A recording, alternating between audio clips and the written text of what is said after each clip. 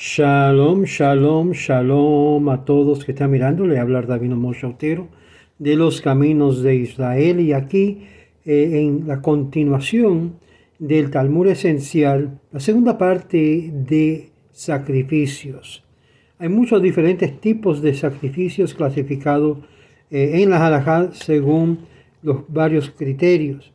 Es una diferencia clara entre los sacrificios públicos y aquellos que eran ofrecidos en ciertos tiempos, como por ejemplo el sacrificio Talmid, ofrecido todos los días, o durante el servicio de Musaf, que era ofrecido solamente los sábados y en el día festivo, y también sacrificios privados, la cual era obligación ofrecer al individuo, el adorador, para expiar sus pecados o en actos de purificación o ofrendas voluntarias.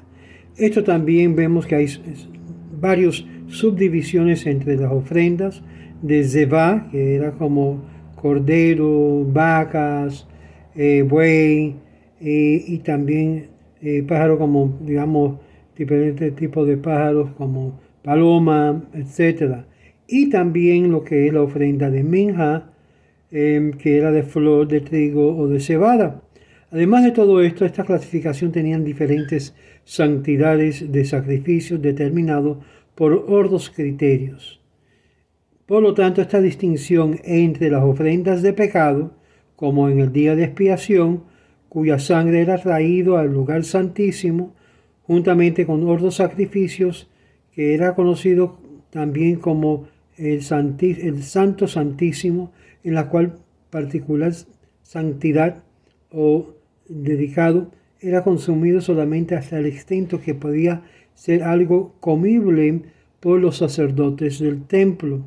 Los sacrificios de menos santidad, la mayoría podría consumir como ofrendas individuales a ellos.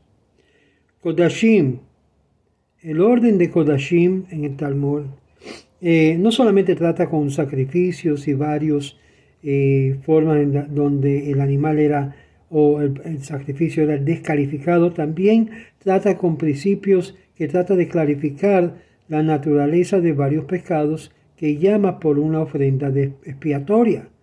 Y es una regla básica que, con pocas excepciones, que cuando un hombre no puede ofrecer un sacrificio por alguna ofensa cometido por lo que es un intento malicioso, tal obra tenía que ser castigado por el hombre. Y esto por un tribunal en la cual la corte no tenía el poder suficiente o evidencia suficiente para poder castigar al pecador, pero por el mano del cielo sí lo hacía. Es decir, de parte de Dios, Dios se intervenía y castigaba al pecador. Sacrificios son ofrecidos solo por ofensas no intencionales. Ofensas deliberadas, ese a propósito, no puede ser expiado por sacrificio solo. Y de esto hablamos en el otro video. Solo si un hombre, sus pecados era de unidad y que podía haberse algo forzado por causa de la falta de conocimiento y que no se consideraba como cargando la responsabilidad de su obra.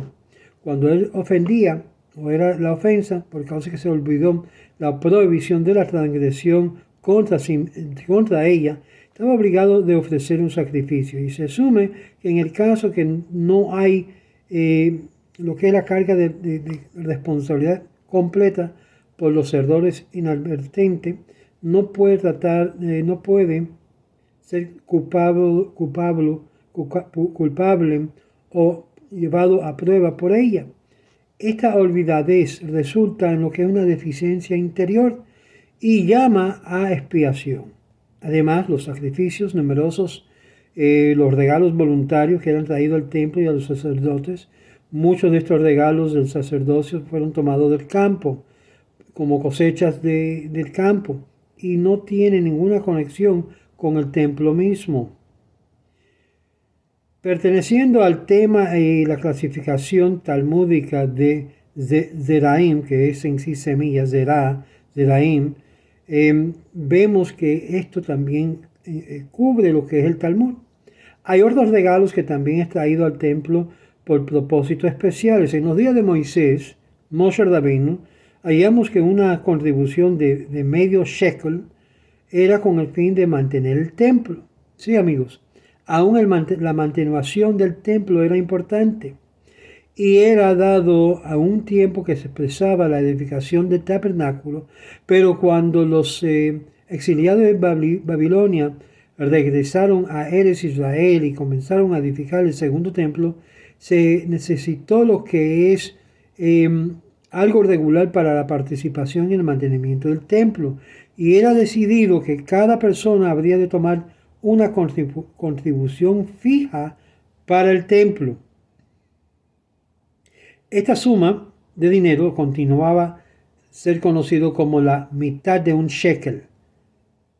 A través de la fluctuación de era en era llegó a ser la fuente principal de financiación del templo y sus gastos, cubriendo los sacrificios públicos, restaurando los edificios o comprando utensilios o instrumentos ahí adentro. Por causa del curso de dar medio shekel, llegó la expresión de la participación nacional de la adoración en el templo. Esta contribución era colectada solo en Eretz Israel, pero la diáspora también contribuía. Después de la destrucción del templo, las autoridades romanas forzaron a todos los judíos dentro de la área de jurisdicción a continuar el pago de esto como un tax a la tesorería romana. La participación en la adoración del templo no era tan estricto a lo que era contribución de dinero. Arreglos fueron hechos para establecer algo popular y dentro de la representación del propósito de la adoración del templo. Generalmente hablando, no había necesidad para que todos los sacerdotes en Eretz Israel asistieran a lo que es la ceremonia del templo. Y como resultado, desde el reino de David adelante, los sacerdotes y levitas eran divididos en 24 vigilias o mishmarot. Estos sacerdotes en sí miraban y estaban de pie, estaban involucrados cada 6 meses sirviendo en el templo. Además, todos los sacerdotes venían al templo para las 3 fiestas principales, tiempos populares de peregrinaje y de sacrificios masivos. Además, los sacerdotes miraban, observaban, y los sabios también habían establecido ma'amadot, estaciones que corresponden a lo que es la vigilia de subir a Jerusalén, y los miembros, según su estación, subiría y participaba con los espectadores en las ceremonias rituales como representantes del pueblo, y los miembros de la estación se mantenían en casa devotos a la semana en las series de oración para ellos, ayunos y asambleas. Es decir, aquellos judíos que estaban en la diáspora muchas veces enviaban al templo sus ofrendas, se puede decir, regalos para el templo, y por lo tanto la adoración ritual llegó a ser de gran concerniente a la nación entera, y el pueblo se sintió que tenían su emisario especial en el templo porque lo enviaban.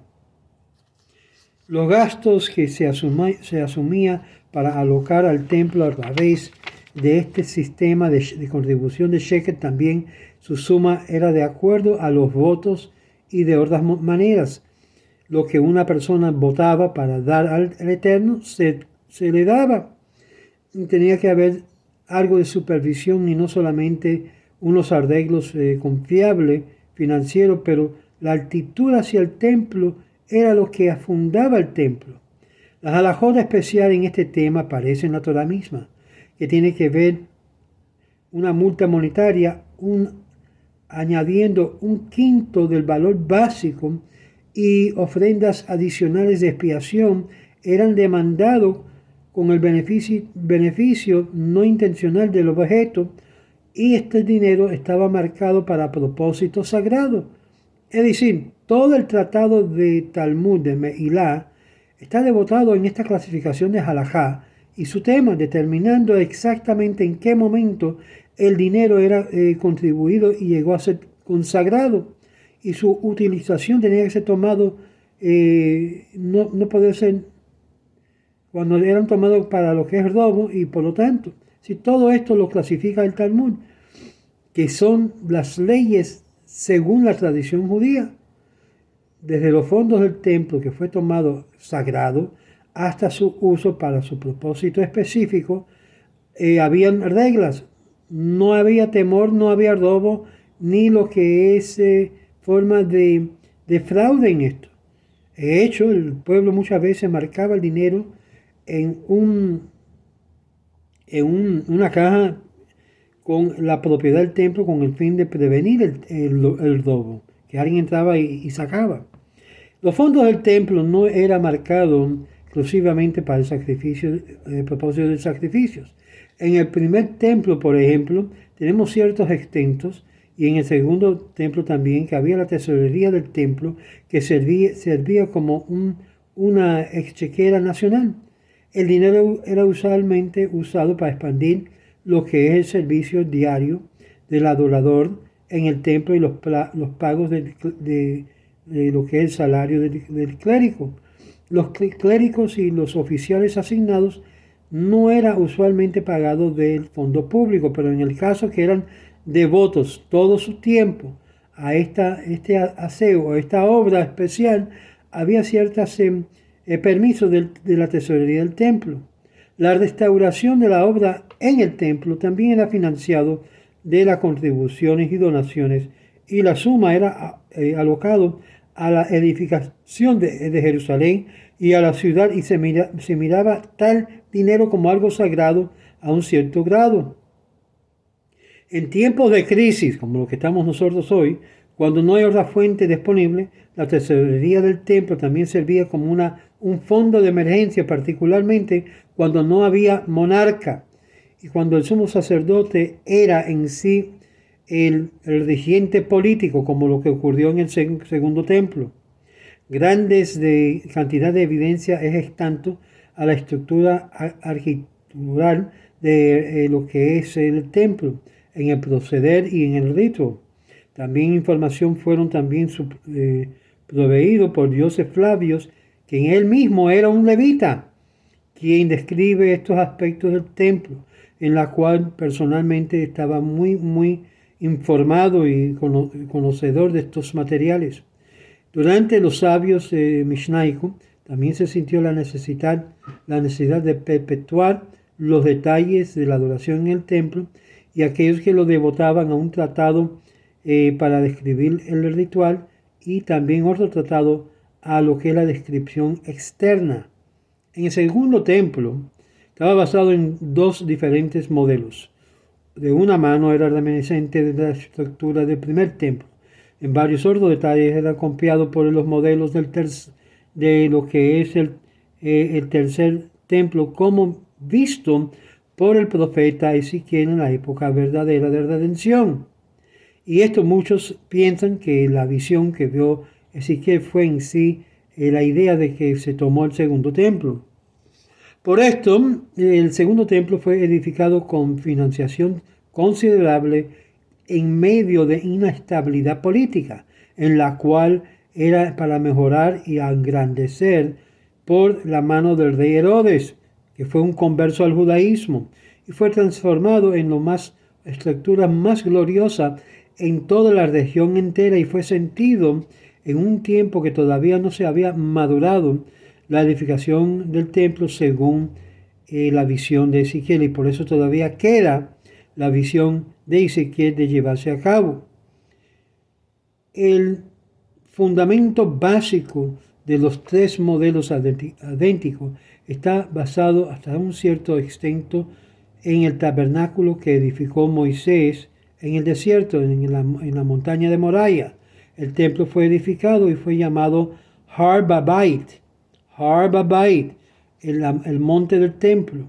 Y esto rodeaba las paredes y había una separación del lugar sagrado, igualmente originalmente como el campamento levítico en el desierto de Sinaí. Había una pared interior del templo sobre el monte, la cual era y involucraba áreas pequeñas en la cual el templo en sí mismo consistía principalmente en una apertura a la corte, en la cual había muchos cuartos utilizados para este propósito.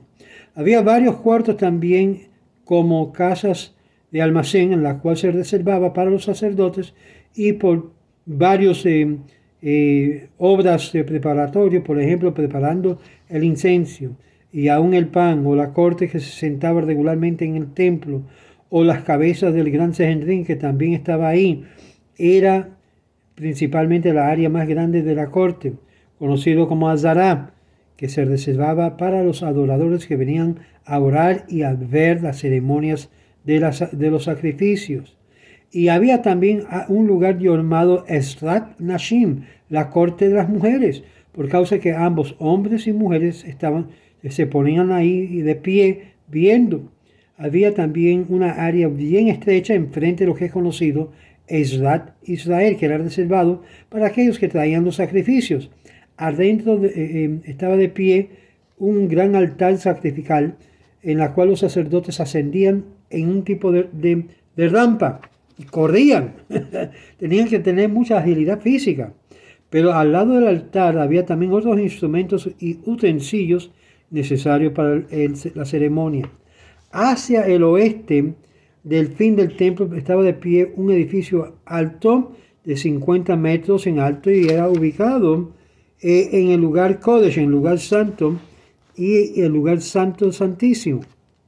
En el Kodesh había los utensilios interiores del templo, la mesa de oro para los panes, la menorá que tenían siete, no como en Hanukkah que tienen 8 o 9 brazos del candelabro, y el altar de incienso. Todo esto enfrente al final y cerrado de lo que es la cámara del el lugar santo santísimo.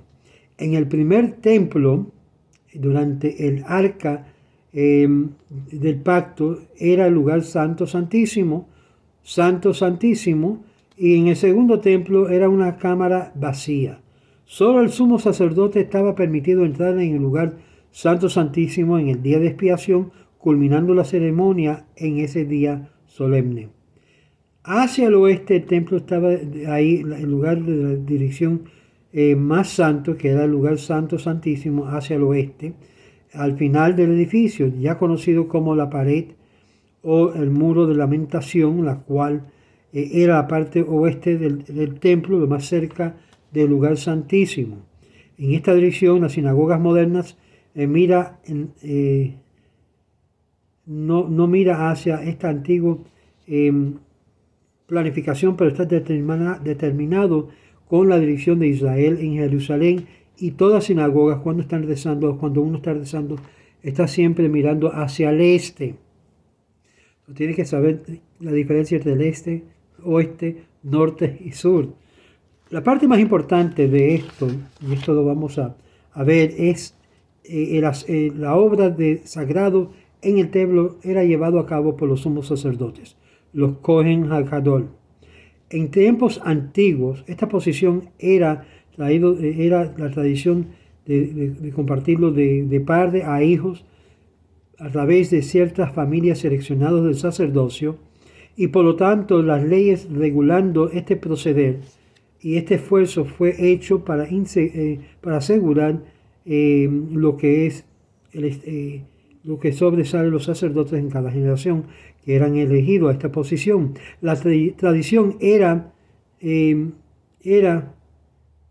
fue traído abajo, se puede decir, esta tradición hasta el extent que los asmoneos, quienes ellos mismos eran sacerdotes, se apropiaron a posiciones altas.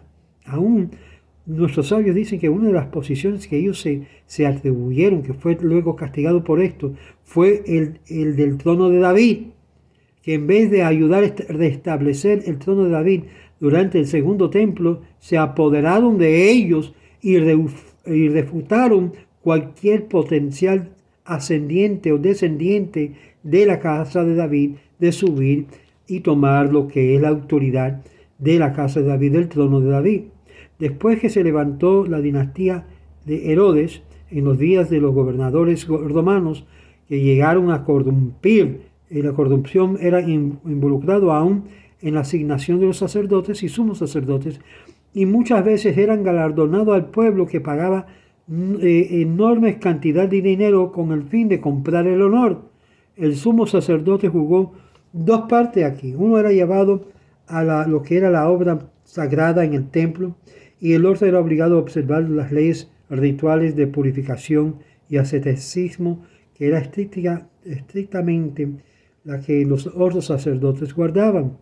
Además de los sacrificios que ofrecía especial cada día, era parte de lo que es los rituales diarios, y fuera intitulado como sacrificios que escogían en el lugar y en otros lugares los sacerdotes. Déjame tomar un poquito de café. Baruch atah Adonai Eloheinu melech haolam, shehakol nihiyah bidvaro.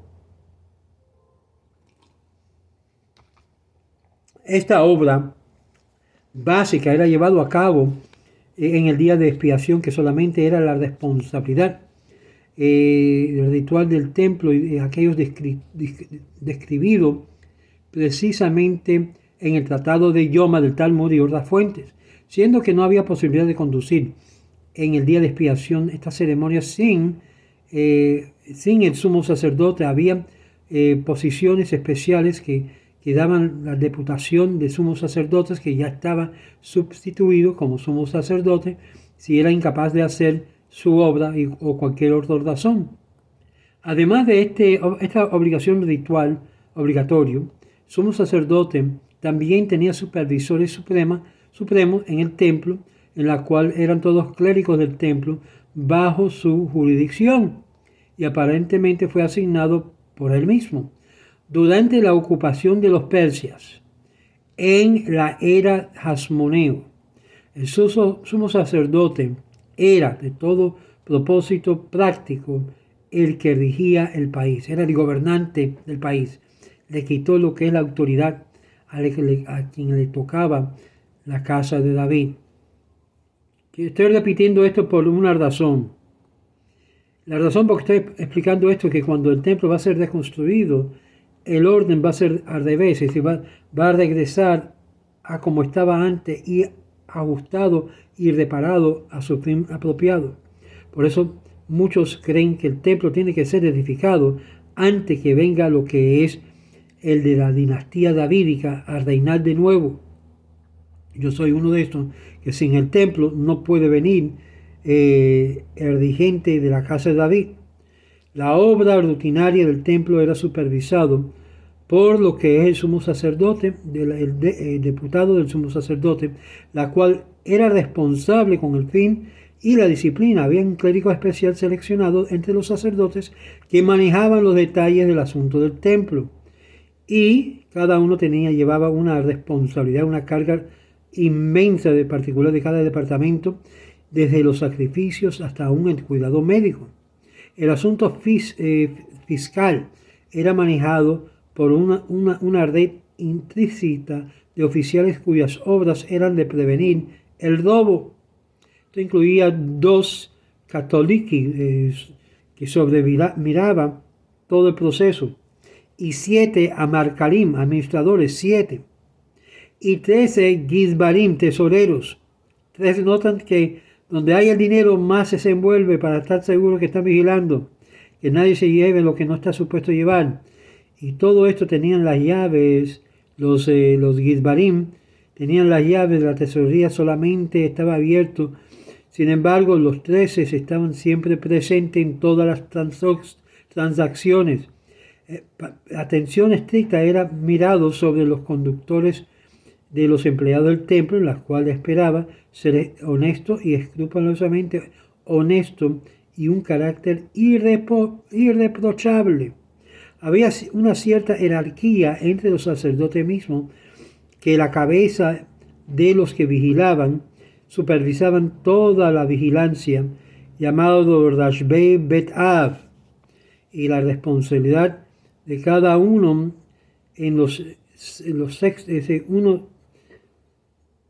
cada sexto de vigilancia se llevaba a cabo esta obligación a ciertos días durante la semana.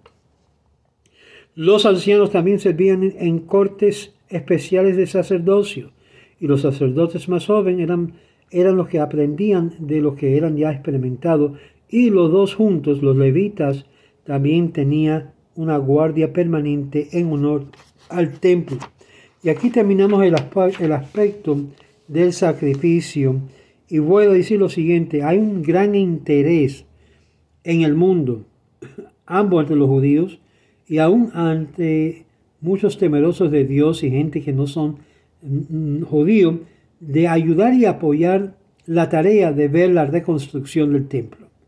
Entre poco va a estar escuchando que vamos a hacer un esfuerzo de ver si podemos hacer un movimiento para restaurar el templo. Como ustedes saben, yo mencioné esto a través de carta y otros medios al presidente Trump, para que si él llegaría a llamar a las naciones del mundo a que entren en lo que es la reconstrucción del templo, que llame a lo que se reconstruye la casa del Eterno, que ya habrá bastante personas dispuestas a verlo construido en nuestro tiempo.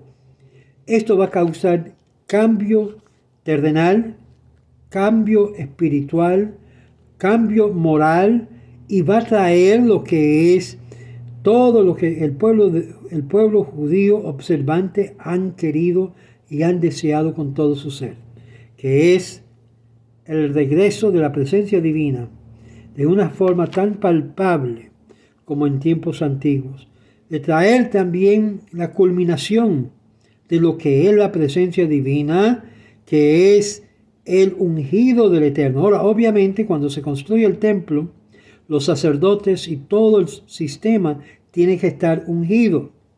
Y ya estamos hacia la víspera de lo que es la llegada del Mashiach y de la llegada de la restauración completa de Israel. Y es por eso que yo le digo a ustedes: únense conmigo y yo me uno con todo el pueblo de Israel que ama a Dios, que ama lo que es la fe en Dios. Y de esta forma juntos podemos ver la restauración, no solamente como vimos en el de Jerusalén, sino también del templo y de la dinastía que pronto vendrá a coronarse sobre Israel y así el resto del mundo. Shalom, shalom, que tenga un lindo día y sigamos estudiando. El próximo tema del Talmud esencial será las leyes dieta, lo que es el kashrut en el Talmud. Shalom, shalom.